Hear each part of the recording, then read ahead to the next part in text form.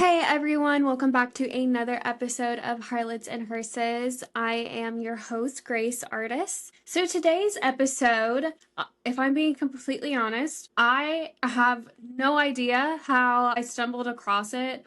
I just know that one day I knew about it.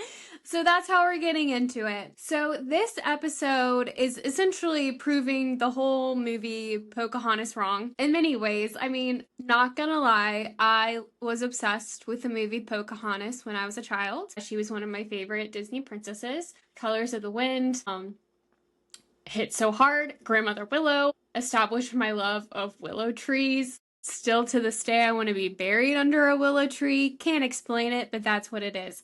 But anyways, besides the whole fact that Pocahontas was not a grown adult and had a whole-blown love affair with John Smith, and besides the fact that John Smith was not a hot man with blonde hair, besides that whole romanticized version of the story Pocahontas, the whole story of Jamestown was not the cute little Disney picturesque version that happened. What actually happened was a lot more tragic, and should I say, a lot more cannibalistic in nature.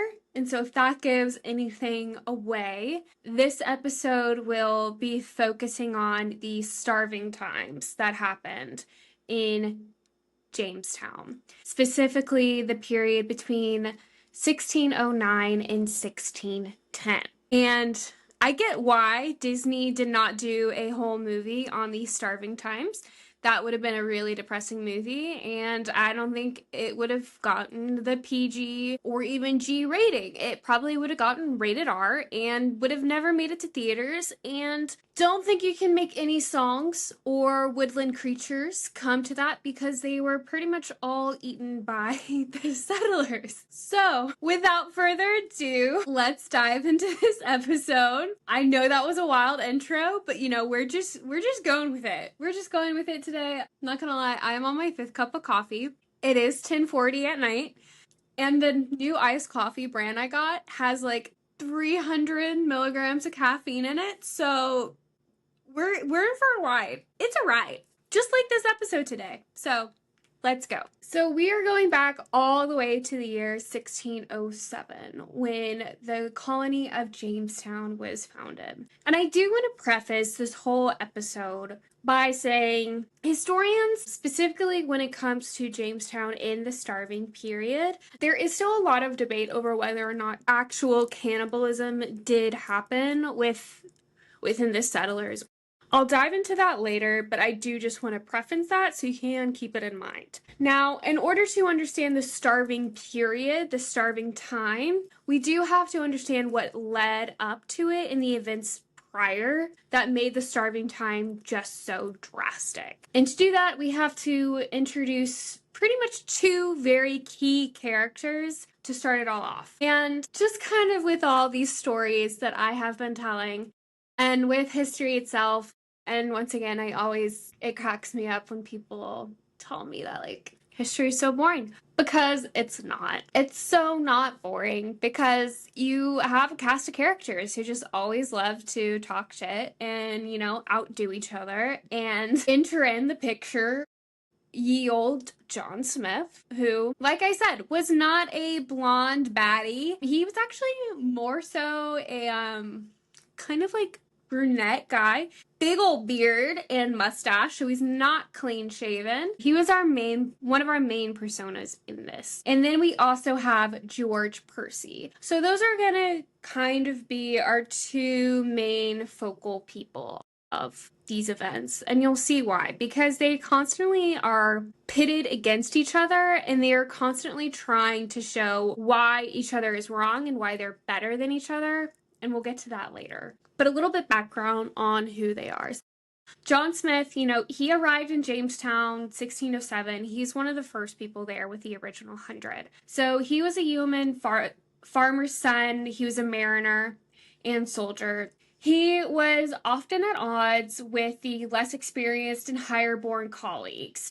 The reason why we know so much about Jamestown and kind of the series of events that happen and a lot about Virginia is because he did publish from 1608 to 1631. He did publish a lot of works and various accounts of what went down. Now, it is very, very important to note in these accounts and in his own accounts, which you can find all over the internet, I believe one of the most popular is, and this one is on one of my favorite websites, Internet Archive. It's Travels and Works of Captain John Smith. That is essentially kind of what heavily I'm referencing and what a lot of the other historians' work reference as well. It is very important to note this is all coming from John Smith himself, the say kind of the original podcast bro, if I had to put it in like layman's terms of why everything he is doing is so great and why he is the best of the best, if you will. And kind of like why Jamestown floundered without him there and why it succeeded when he was there. So just a little things to keep in mind. So that's John Smith. Then we have George Percy. So he also arrived in Jamestown in 1607. Kind of a little bit different than John Smith. You know, he was the son of an Earl of Northumberland. So he was one of the higher ranking of the colonists there on the social scale. He served as a stand-in governor during the starving period. And then he wrote one of the accounts of the voyage there. And then he also wrote an account of what actually happened during the starving period, which I will reference as well later on. Now, a little bit of going on, kind of moving on in like chronological orders. So the 104 English gentlemen, artisans, laborers, and servants, they were all seeking a place to settle in the name of King James. And more important, they were really looking to reap a profit for investors of the Virginia Company. Now, Virginia so far was living up to all of their expectations. It looked very abundant. It was looking like a good place for a permanent English colony. And it was also looking like a place to, you know, they were going to be able to find gold eventually. They were going to be able to maybe one day seek to find a route to the Orient, which, remember, this is still part of the age of exploration. They still had the original goal of converting the indigenous people to Christianity. These men were given strict instructions by the Virginia Company when they got there. They were told that they had to settle at least 100 miles from the ocean in a place where the major river narrowed that offered defensive positions on either side of the river from attacking ships. Now, the 3 ships that were carrying these men, they had made it as far as like that was in English, as far as 65 miles into the river, but they had found like nothing uninhabitable. And they were given strict instructions by the Virginia Company as well to kind of not engage with the indigenous people there, not wanting to cause any trouble. So none of the places they had found were uninhabited with the right requirements, so the colonists turned back towards the bay. Eventually they found Jamestown. It was uninhabited, although it was only 35 miles from the ocean, so the Spanish could launch an attack. They ultimately decided, you know, it still was defensible because it had a narrow neck, so it was able to be guarded from assault, and it was kind of hidden at a bend in the river, so they could make a fort of it, and, you know, at this point it was kind of like all they had. When they saw Jamestown Island, Captain John Smith deemed it a very fit place to erect a great city. So now every man was put to work. So they were cutting down trees, pitching tents, providing clapboard to relay the ships. And now the men were making gardens, some nets, and the council was now put together to try and design the fort. No exercise at arms or fortification, but kind of putting up now like a brush fort. So the outlines of like a half moon fort. Now, the men were doing exactly what they needed to do for survival. So they were clearing the land, establishing shelter, and they were preparing to live off of their own gardens and the native fish. And they were fortifying themselves despite instructions not to from the Virginia Company out of fear that it would upset the indigenous people. Percy also writes that they were working to establish military guard of the time to watch and ward and protect them. This was wisely done because soon the settlers were challenged by the Paspahe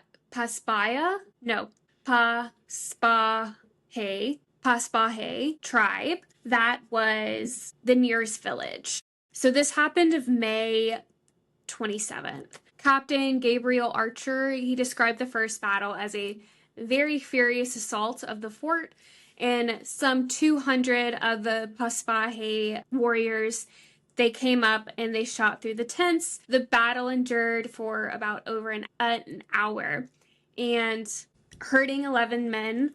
Smith reported 17 casualties. So Edward Wingfield, who was one of the men who led the 104 men to Jamestown, he knew that the men would need more than their beards and canvas and brush to stay alive. So he actually ordered that the settlement be immediately and seriously fortified. So now the camp was to be enclosed with logs set side by side in the ground. So this is kind of like when you think of a fort, this is like the classic fort that you think of. So with the big pointy logs that go in. But kind of when you're imagining Pocahontas, once again, to reference Pocahontas, this is when they're kind of like building the fort. This is the fort that they're building. And the cannons were mounted. And this activity kind of marks the beginning of James Fort. And only 19 days they got it accomplished.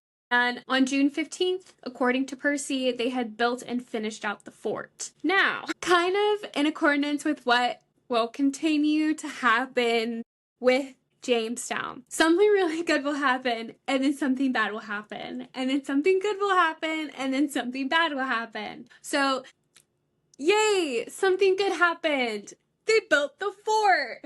Boo! Something bad will happen. Within 10 days, according to Percy, I should not laugh at this. Okay.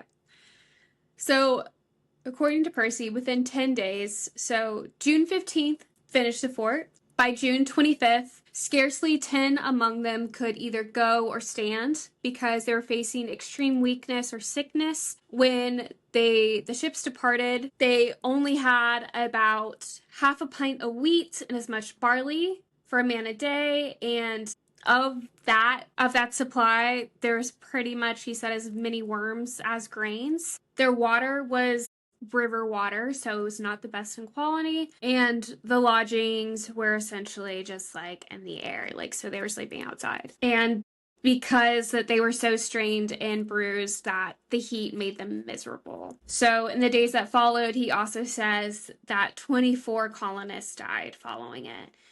And the men were destroyed by cruel diseases such as swelling, fluxes, which is, if I remember correctly, it's like diarrhea and throwing up and vomiting. Pretty much everything just leaving your body, not being able to hold anything down. And burning fevers, wars, and some departed suddenly, but for the most part, they died by mere famine. Then, according to John Smith, 67 were dead by September. Luckily, of the men who were sick, a lot were able to recover by the Surgeon General Thomas Walton, but a lot didn't get done because all of them were sick. So while they were able to get everything done in the fort by June 15th, pretty much that was it after that, because everyone was so sick, nothing else got done. So now essentially, if like John Smith's corrections are to be trusted, they're only down to 37, which isn't great. That's less than half. That's like a fourth. They're down to like a fourth of their men. So it was at this point that Captain John Smith completely took over as the colony manager. The reason that he took over, and this was in September of 1607, he took over because President Wingfield, who was the one who ordered the fortification of the camp, he was kind of kicked out because he was impeached because he was said to have been allegedly hoarding food, which will be an ongoing trend in Jamestown. So John Smith oversaw the building of some thatched houses, and then in the fall of 1607, a number of emissaries from James River Native American tribes. They expressed intentions of peace, and every 4 or 5 days, Pocahontas, who is the great chief Powhatan's daughter, who had befriended Smith, brought the men provisions. And this is important to keep in mind. This is all coming from the word of John Smith alone, and the man loves to brag. So whether or not this is like all he said because he had actually like wooed and won these men over with his own will, who knows? Or if it came from power and might, we don't know. This is all coming from the word of John Smith, the man who loves to brag and talk good about himself and to make himself seem like hot shit. That's all I'm going to say. So now flash forward to January 1608. So a supply ship and 100 freshmen arrived from England. Great. We love. Another high. But remember with Jamestown, when a high comes, a low comes after. So yay, we got men and we got food. So a fire broke out, and it either seriously damaged or it completely destroyed the fort. And then on top of the fire, the winter of 1607 was one of extreme frost. And then the copper, which was one of the colonists' main means of exchange for food with the Native Americans, it was kind of due to the crews and ships, it had been rendered almost worthless by the crew members of the time. So that winter saw a lot of deaths, and with John Smith reports, more than half of the settlers died.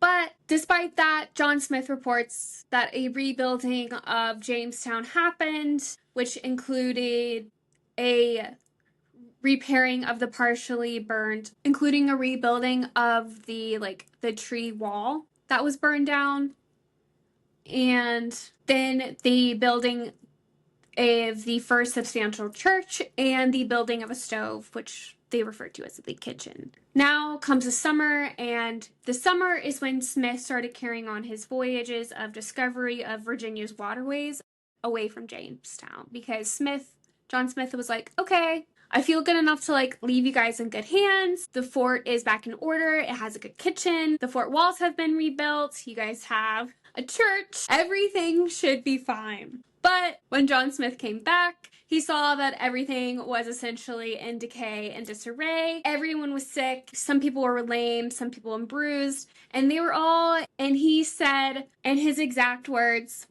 he found the town in decay, and all the people were all sick, the rest some lame, some bruised, all unable to do anything but complain, many dead. The harvest rotting and nothing done. So John Smith was like, I can't literally leave you guys alone for 5 seconds to do anything without the whole town falling in disarray. So come September 1608, the council and company elected Smith president, and under his new leadership, further construction happened. They redesigned the fort. Smith restored discipline and disorganized the militia, and the town seemed to prosper under Captain John Smith's strict leadership. Smith thought he found enough unspoiled food in the store to make it to a full harvest, and he instituted, and this is what is very well known about, and one of the things that is very known about John Smith and his legacy is the must work or no food policy he put in place to make sure that the laziness wouldn't happen again, and to ensure that there would be food come winter. That essentially, to these men, if you want food, you have to work. There's no more that just sit around and it will come to you, which kind of goes to the myth of America and the myth of Virginia that was floating around of because there's so much in abundance, you don't have to work. John Smith was working against that, saying no, you have to put into the work. It won't just come to you. So in 3 months, that must work or no food policy, what it produced was tar, pitch, soap, ashes, glass was being made. They were starting to get good quality water again, and they built 20 houses. They recovered the church. They were working with nets, providing wares for fishing, and they built a blockhouse. And all of this was going really good. But remember, with good comes bad. Because in the summer of 1609, they didn't store the corn properly, so it began to rot. The men were also like catching lots of nutritious sturgeon, which Smith said could be devoured more than can be devoured by dog or man. So they were catching a lot. They transformed it into bread, and they were also harvesting a lot of wild staples such as roots and fruits. And Smith said they lived very well. That is until 7 of a 9-ship supply came in from England to revitalize the colony. Of those ships also brought in certain gentlemen who didn't want Smith in power anymore. And this is all according to Smith. Now it's autumn. Things are starting to get cooler. John Smith, happened to get a life-threatening injury by men who wanted to kill him from a wound to his thigh that was caused by, as he put it, how this happened, I don't understand the logistics of it, but of someone accidentally setting fire his powder bag. I was in his lap. So he had to return to England, seeing there was like no one in there who could cure him. So much to his disarray, he had to put George Percy in charge. Now, according to John Smith, and he likes to make this abundantly clear, according to John Smith, in his general histories, he likes to say that he left everything as well as he could have left it, that everything was good. Like, he left it like there should have been nothing wrong. And he wanted to make his tenure as president look as positive as possible. So he said he left the men with 10 weeks provision in the store. He left them with 24 pieces of ordnance, 300 muskets, snap houses, firelocks, shot, powder, match sufficient, currents, pikes, swords, morons, helmets, more than men, 100 well-trained and expert soldiers for fishing, tools of all sorts for work, apparel to supply our wants, 6 mares and a horse, 500 to 600 swine, some goats, some sheep. Jamestown was strongly palisadoed, contained more than 50 or 60 houses. He also did say that he was forced to leave behind the seeds of destruction because the people that he left there were poor gentlemen, tradesmen, serving men, libertines who were 10 times more fit to spoil a commonwealth than either to begin one or but help to maintain one. So essentially he was saying, whatever happened, it was not my fault. I did all that I could do. I left it great. This is how I left it. Whoever ruined it, it's all their fault. A messy man. Now, the fall of 1609 to 1610, in the winter, would become known as the Starving Time. It was a perfect storm. The conditions were a perfect storm for this to happen because there was inadequate planning, there was overpopulation, there was faltering local leadership. The men did not like each other. That's apparent. These men liked each other. There was desertion. There were hostile Virginian indigenous people. And a drought came into play. And from the onset, since they landed there, the colony faced a food deficit. Their whole plan, once they got there, from when they landed, they're like, oh, we're just gonna depend on the local people for food. And I know we're looking on this, hindsight is 2020, but it's like, you can't go camping. And your whole plan when you go camping for food is like, oh, I'm just going to depend on someone. That's like, I'm going to go camping and I'm going to just depend on my friend the whole time for food. That's just not a great idea. So anyway,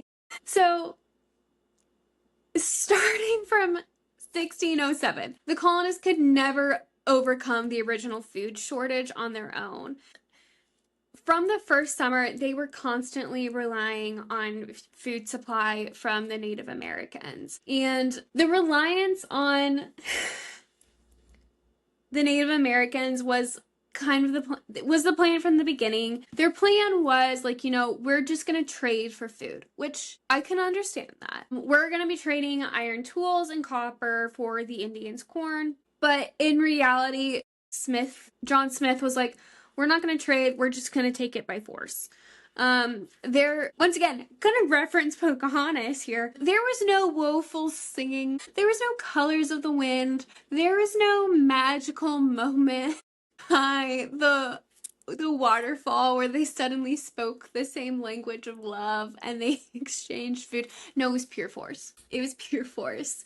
So, and then come like August 1609, so the ships that were coming in to help bring them, like, new food and like replenish their storage, they brought spoiled food supplies. So that already didn't help. And then they're bringing in 200 to 300 more people, women and children and men. But that's more mouths to feed. And Percy, just like Smith said, Percy emphatically refers to them as unruly galleons and swarms of ideal persons who have no means of labor to relieve their misery, and do likewise swarm in lewd and naughty practices. And so, in a matter of days, the new arrivals proceeded to devour what little corn and food supplies the colonists before them had prepared and had planted. So once again, they're like already out of food. What little food they had saved, it's pretty much gone. So, seeing this was like, fuck, we're about to enter winter. We don't really have any food in storage. Guess we have to trade with the Indians. Well, our main guy who did all of the trading before, he's gone. So I guess we're gonna have to do it on our own. That went horribly. So first, he sent Captain John Ratliff to the Powhatans to procure the corn and goods. Yeah, the Native Americans were having none of that shit. I think they kind of finally just like snapped. And the Percy in his account, hold on. This is just a lot. Okay. George Percy sent Captain Ratliff to kind of like negotiate on his behalf to the Powhatan tribe. And it was a mistake because in his account, he says Captain Ratliff had kept Powhatan's sons and daughters upon his ship. Did not treat them right. The Powhatan king found out about this, didn't like it, obvious reasons. So when Ratliff came to negotiate, he took Ratliff, and then essentially tortured him in the means of he bound him into a tree naked with a fire before him, and then a woman with like mussel shells scraped the flesh from his bones and then threw the flesh into the fire. And then once that was done, then he moved on to his face. And then that is how Ratliff perished. So they weren't getting food that way.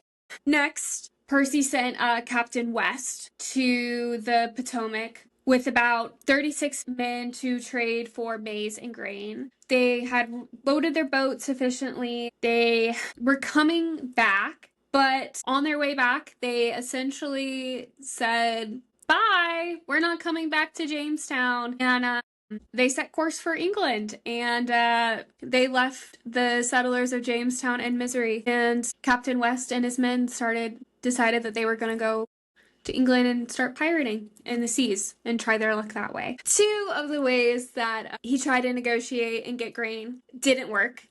One of his captains was killed and all the men with him executed. The other took the grain and then left him. So then another major cause for the starving time that was beyond human control was drought. So one of the staples in which Jamestown colonists rely upon was sturgeon, and that sturgeon is found heavily in that river that runs along the Jamestown colony, and that river is very brackish, which essentially means where freshwater and saltwater collide, and that is very heavily dependent upon rainfall. And that is essentially known in the zone where it forms is a salt ledge, and essentially it can move downriver during rainy periods and upriver during drought. And so where that relies upon is where the fish are going to be, which is really big if you're depending on the fish. So as records state that the period between 1606 and 1613 was one of the driest periods in Virginia, and Smith reported that the sturgeon failed to appear in the fall of 1609, with the drought probably being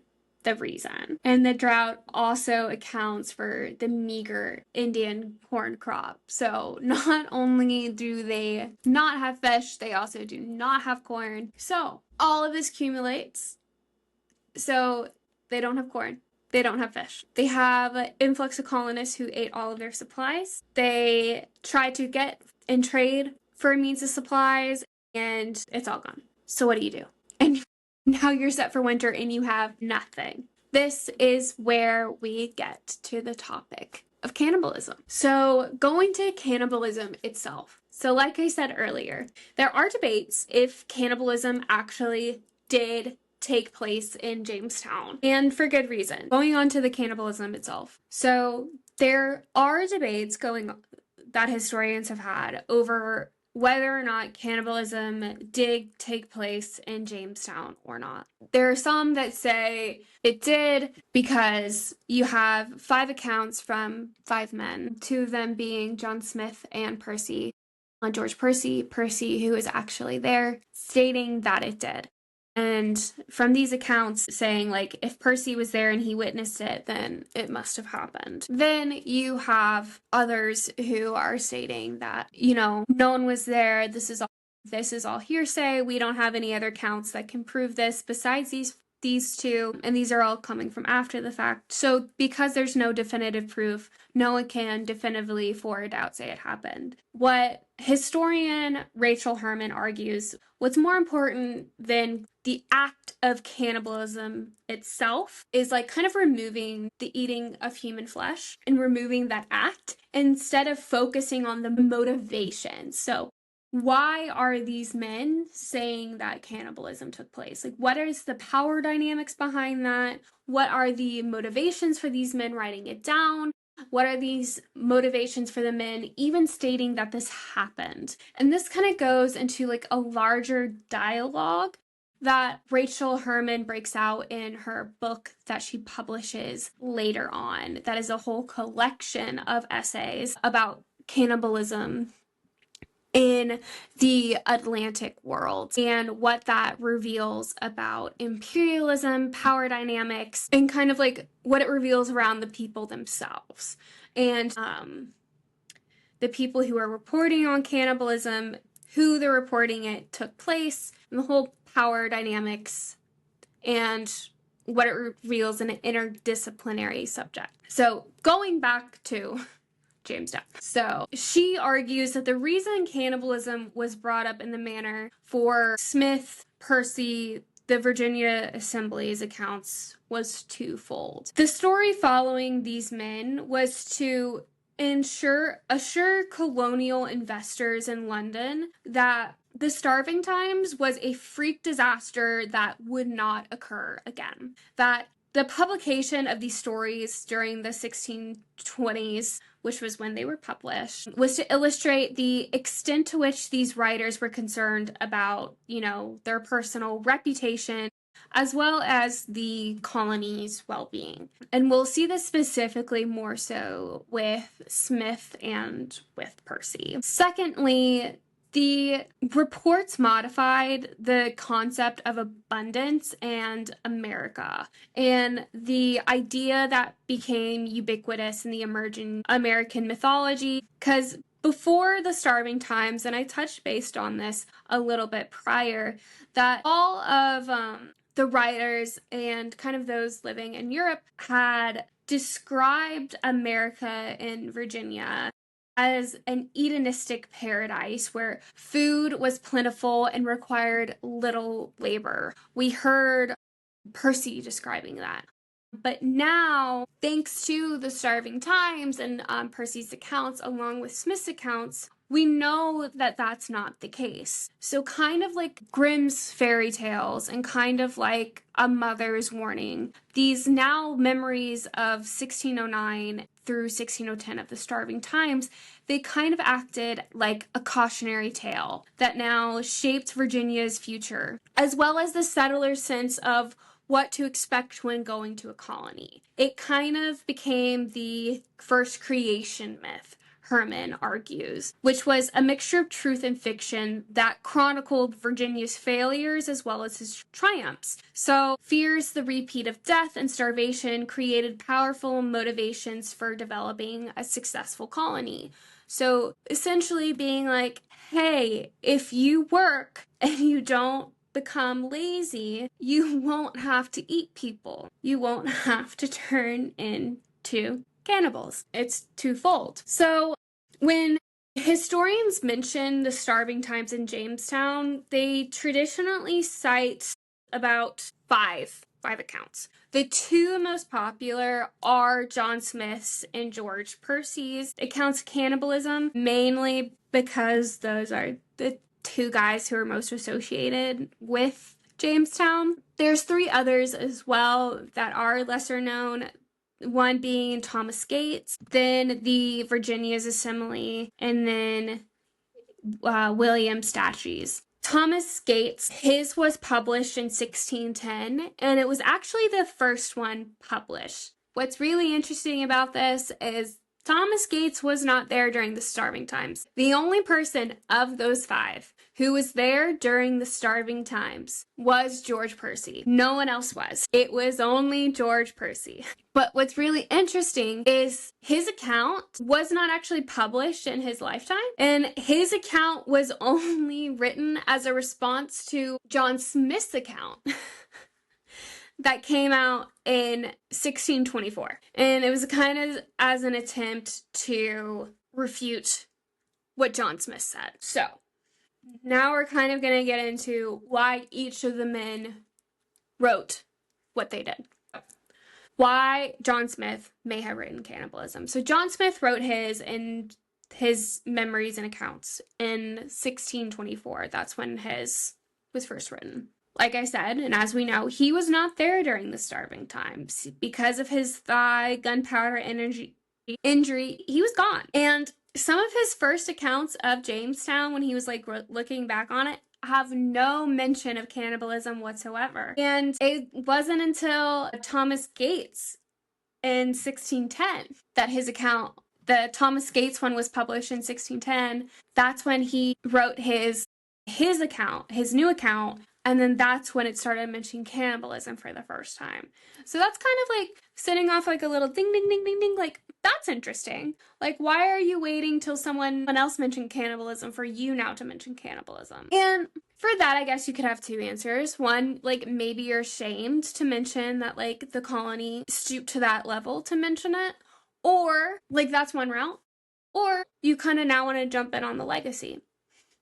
Okay.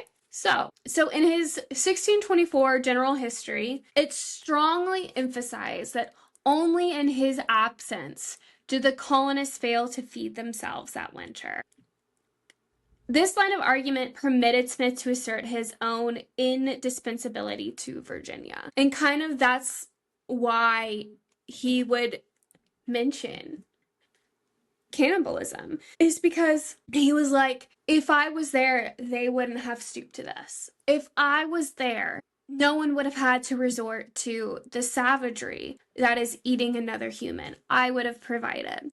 It also would have showed, and by doing so as well, he portrayed Percy, who was president at this time, who took over, in a negative light of being like, this is the man that took over that y'all elected. This is what he did. This is the leadership that you elected. And so it's just like another kind of like petty response. And like Herman shows, it's like, it's a motivation, if you will, for like showing. And keep in mind, Smith wasn't there. John Smith wasn't there. He wasn't there. Now, could he have, when he come back, have heard of accounts? Absolutely. But it's not his firsthand account writing this. It would all have been hearsay. Now, why did Percy mention it? So the reason that Percy mentions it is kind of to like just set himself in the clear and to just be like, hey, I did everything I could. And just to show everyone back home just how desperate things had gotten in the colonies itself, and to show how all the efforts he had put in prior to try and stop things from taking place. And also, as we'll get to, how severely he dealt with rumors of cannibalism and how he dealt with that and how he took it very seriously. And also the reason that he wrote this as well is to uphold his honor, because he wrote this to refute John Smith, who was saying like, this wouldn't have happened if I were here. And Percy's being like, hey, no, yeah, this probably still would have happened if you were here. Things were bad. Things were really bad. No one could have stopped this because this is how bad things have gotten. And the reason why the Assembly wrote it was to honestly just criticize all of the laws back in England of being like, you told us not to build fortifications to start. We should have started with fortifications because that wounded us. We didn't start off with enough food because you told us we should have started with trading. We should have started off with more food and more provisions. Sent us 300 people without sending us enough food. Like, it's criticizing the ruling. And then come Thomas Gates, and there's a story that I will get to where Thomas Gates does not believe cannibalism took place at all. And so that's also a reason that historians believe it didn't happen. Because there is this dead wife story that is occurrent through multiple accounts. And Thomas Gates believed that this dead wife story is just an alibi to cover up a murder, which does have some merit to it. But then Thomas Gates does lose credibility because then he's like, well, starvation wasn't that bad. Like, bro. Keep in mind, Thomas Gates was not there. He was not there. He was in Bermuda because he was not in Jamestown. He was being held up in Bermuda. So he has no idea how bad the starvation was because he was not there. He arrived in May to relieve the men. He has no idea. The reason he believes the starvation wasn't that bad is because he went to one man's house and he found in one man's house a collection of oatmeal and grains. And because of that, he's like, you guys weren't starving as much as you said you were. Keep in mind, only 60 of the original about 300 settlers survived. But Thomas Gates is telling them that the starvation is not that bad. Now, the reason that Gates is writing this is he's trying to cover his own butt because he was not in Jamestown. He was in Bermuda. He was trying to kind of cover his own butt in that regard. It's also because he was trying to refute any cannibalism rumors that were going on, specifically because there was a Spanish letter that was sent to the King of Spain in 1610. And it told how the English in Jamestown when one of the natives died fighting, they dug him up again 2 days afterwards to be eaten.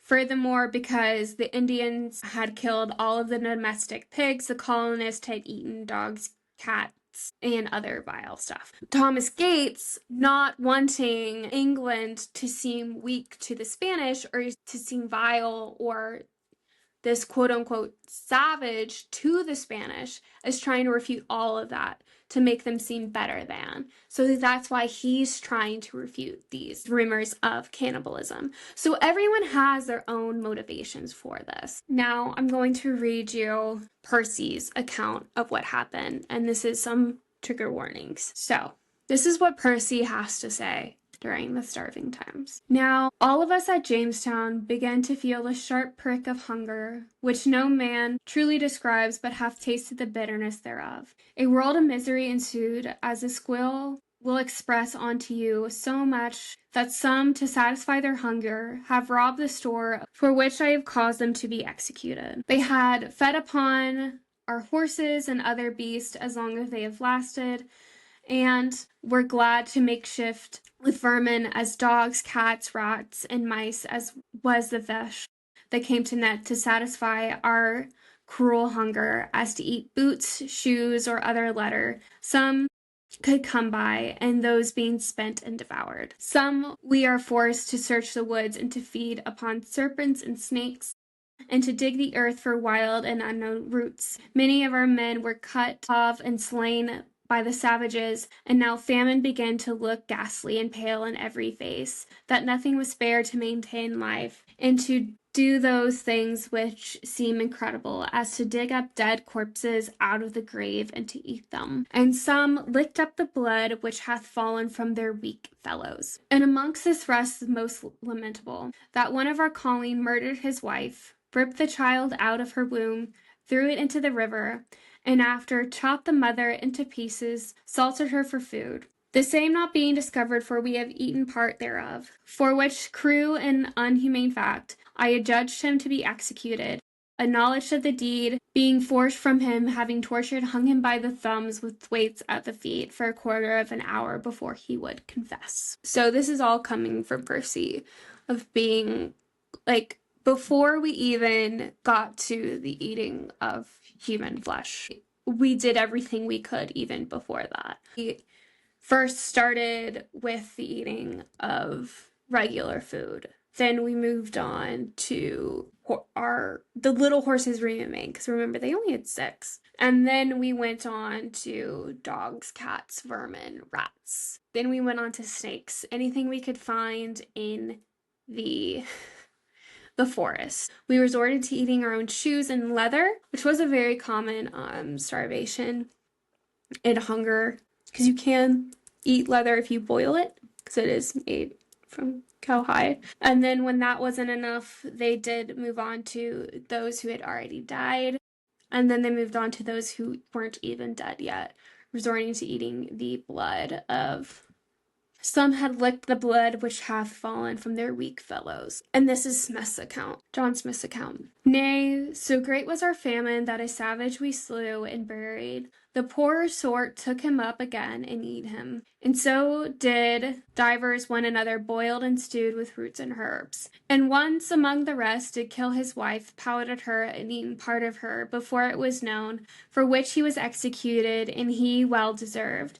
Now whether she was better roasted, boiled, or carboned, I know not, but such a dish as powdered wife I never had. That was the time which still to this day we call the starving time. So I do just want to point out the tones of the pieces as well. Percy, very remorseful, very sad, kind of like going through, this is all we had to do to survive, like kind of like a piece of atonement. John Smith, kind of a piece of shit, which is very on par with John Smith. He's making jokes of like, I don't know, it's better. Like, no, whether she was roasted, boiled, or carbonado. I don't know. I don't like this man. He's not, I'm gonna say it. So, another thing in which I learned from doing this is that there is kind of 2 different words for cannibalism. And this is also coming from Rachel Herman. So first is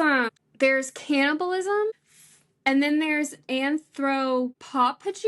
So a lot of people use the terms interchangeably, but they actually mean 2 different things. So anthropophagy connotes just eating people, but in the early modern period, so the period in which we're talking about, cannibalism came to mean someone who ate people and was also perceived as a savage, which essentially in this period was someone from the Caribbean indigenous population. So someone who was like, I'm using this in air quotes because keep in mind we're coming from a settlers colonialism like mindset. So someone who is like not colonized yet. So it's kind of interesting that even cannibalism, we can trace that back to colonialism and imperialism, which is like very interesting. I've never like thought of it that way, but it is. So that makes this tie like even deeper then, because and it makes it like knowing what we know and now knowing like this is just why I love history. So like thus the argument can be made of like by turning to these desperate means, these colonists were then turning into the very so-called savages that they were trying to save in the first place, and why they were trying so hard, and why like Thomas Gates was trying so hard to be like, hey, like we can't say we were eating people because then we're no better than the indigenous people. Then we're trying to like push out history, which is why if this whole topic of like the deeper meaning behind cannibalism and like what it reveals and its ties to like imperialism and colonialism and this versus and like us versus them mentality. If this is all like really interesting for you,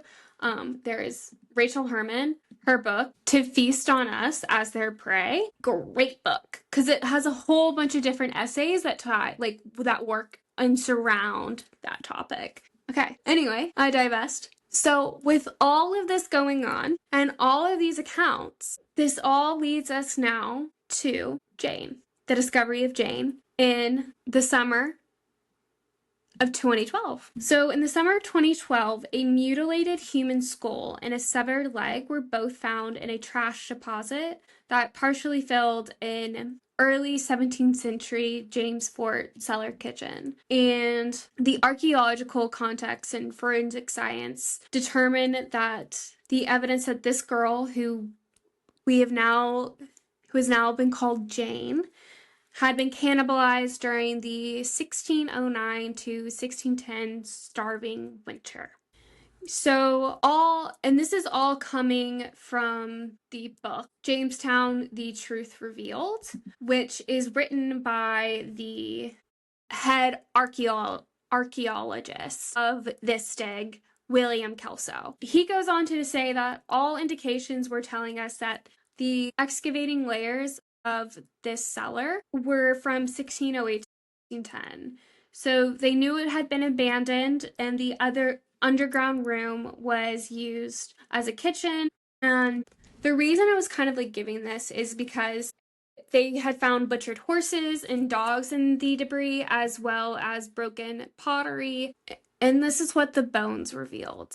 On the bones, there were 2 or 3 chop marks on the back of the skull and 4 distinct cuts to the forehead, all signs of extreme trauma. Douglas Owsley, who was the Smithsonian forensic anthropologist, he had determined that the skull and leg bone had undergone sustained blows, chops, and cuts from several sharp metal implements, reflecting a concentrated effort to separate the brain and soft tissue from the bone. Months of intensive scientific testing, including high magnification technology, stable isotopic test, had determined that the bones were the remains of a 14-year-old English girl from lower class, probably raised in southern England. And Owsley concluded that the postmortem cuts to the skull and jaw and the leg and the way they were severed were clear evidence of cannibalism. So, examination of the girl's skull identified multiple chops and cuts from 3 different sharp metal implements,